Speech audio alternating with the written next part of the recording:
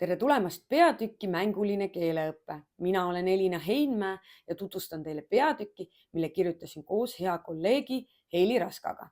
Koolieelses eas on mäng lapse kõige loomulikum viis maailma tunnetada ja keelt omandada. See on tema mänguväljak, kus sõnad, suhtlus ja kujutlusvõime põimuvad üheks tervikuks. Sellest peatükist saad teada, kuidas mäng toetab lapse loovust, vabadust ja rõõmu tegutseda ning miks just keeleõpe. Mängu sees on loomulik ja tõhus. Kirjutame peatükis nii traditsioonilistest mängudest kui ka digimängust. Need ei asenda üksteist, vaid täiendavad, luues nii paindliku ja lapsest lähtuva õpikeskkonna.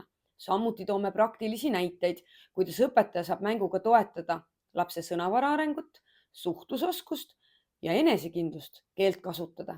Mänguline keeleõpe on teadlik valik, mis aitab lapsel teha väikeseid samme suure rõõmuga. Hea keeleõpe algab just mängust, sest keel elab siis, kui laps mängib ning meie roll on olla kohal, seda märgata ning toetada.